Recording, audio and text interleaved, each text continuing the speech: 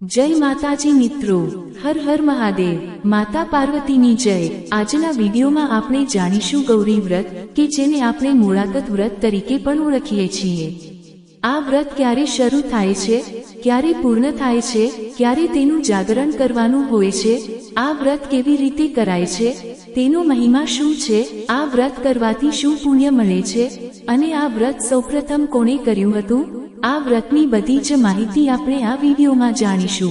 बोलो गौरी मातानी जय। आपणा हिंदू धर्ममां व्रत, तहेवार, उपवास अने वारनुं घणुं ज महात्म्य छे।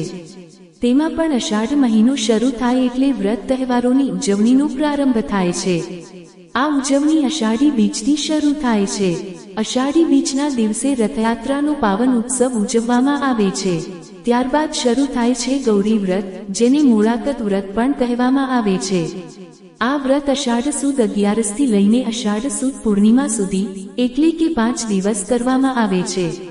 सौप्रथम जाणी लईए के आ वर्षे गौरी व्रत क्यारथी शरू थाय छे।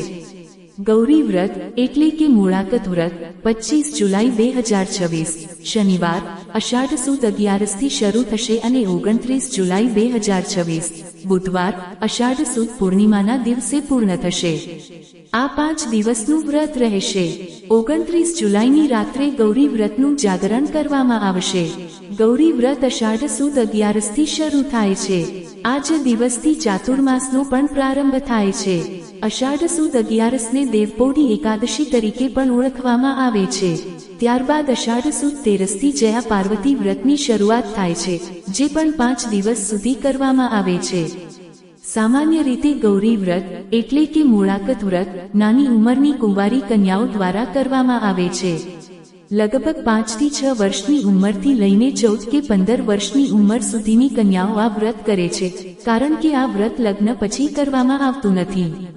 गौरी एटले माता पार्वतीनुं ज एक पवित्र नाम। गौरी व्रत माटे 11 लगभग 1 અઠવાડિયા पहला माटीना कोडियामां अथवा वांसनी टोपलीमां छाण अने माटी ભેળવી तेमां घઉં, जव, चोखा, चणा, जुवार, मग अथवा कोईपण 5 કે 7 प्रकारना धान्य वाववामां आवे छे। त्यारबाद तेमां दररोज जरूरियात मुजब पाणी आपवामां आवे छे। 11 सुधीमां तेमां सुंदर લીલાછમ जवारा उगी નીકળે छे। नानी बाळाओ तो कोना जवारा वधु मोटा अने सुंदर थया छे तेनी मजानी स्पर्धा पण करती होय छे। गौरी व्रतमां गौरी माता पार्वतीनुं स्वरूप मानवामां आवे छे। माता पार्वतीए भगवान शिवने पति स्वरूपे प्राप्त करवा माटे सौप्रथम आ व्रत कर्युं हतुं।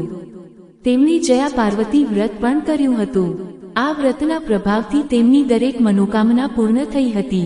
तेथी कुंवारी कन्याओ 5 वर्षनी उंमर पछी सतत 5 वर्ष सुधी आ गौरी व्रत करे छे। त्यारबाद जया पार्वतीनुं व्रत पण करे छे।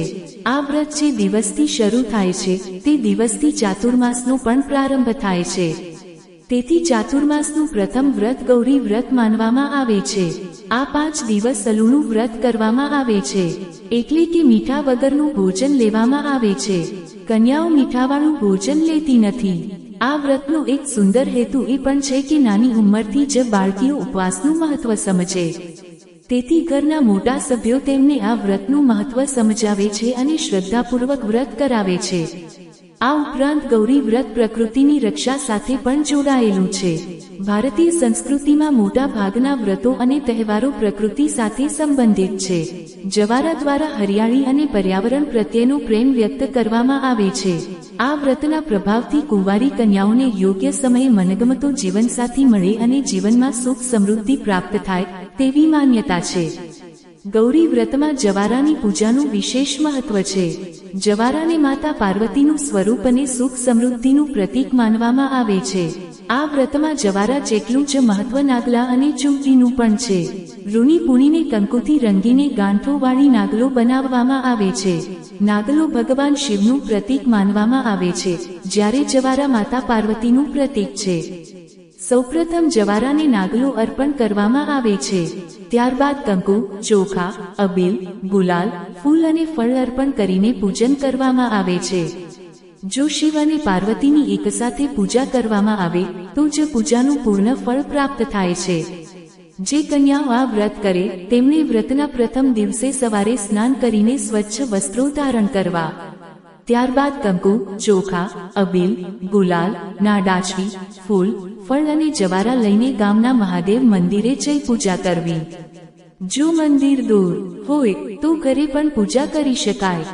પૂજા દરમિયાન પ્રાર્થના કરવી કે, હે ગૌરી માતા, મને મનગમતો જીવનસાથી મળે, અખંડ સૌભાગ્ય પ્રાપ્ત થાય, સદ્બુદ્ધિ મળે અને જીવનમાં હંમેશા કલ્યાણ થાય. અંતે બંને હાથ જોડીને પૂજામાં થયેલી ભૂલ માટે ક્ષમા માંગવી. આ 5 દિવસ દરમિયાન ફળ, સૂકો મેવો તથા મીઠા વગરની રોટલી, ભાખરી કે પૂરી સાથે દહીં અથવા રસ લઈને એકટાણું કરવામાં આવે છે.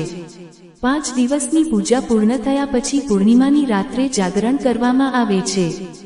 જાગરણમાં માતાજીના ગરબા, ભજન અને સ્તુતિ ગાઈને આનંદપૂર્વક ઉજવણી કરવામાં આવે છે. છઠ્ઠા દિવસે સવારે શિવ મંદિરે જઈ વ્રતનું પારણું કરવામાં આવે છે. ત્યારબાદ જવારાને નદીમાં વિસર્જિત કરવામાં આવે છે અથવા મંદિરમાં અર્પણ કરવામાં આવે છે. આ વ્રત સતત 5 વર્ષ સુધી કરવામાં આવે છે. 5મા વર્ષે તેનું ઉજવણું કરવામાં આવે છે. ઉજવણામાં 5, 7 અથવા 11 કુંવારી કન્યાઓને ભોજન કરાવી તેમને સુહાગની અથવા અન્ય ઉપયોગી વસ્તુ ભેટ સ્વરૂપે આપવામાં આવે છે.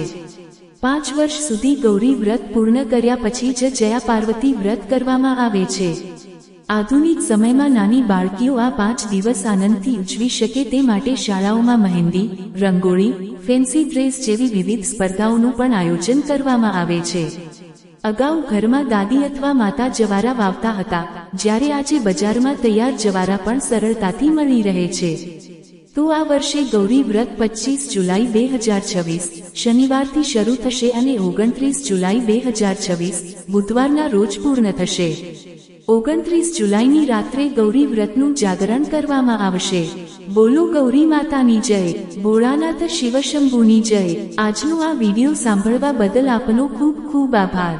જય માતાજી, જય મેલડી માં, જય શ્રી કૃષ્ણ. ઓમ.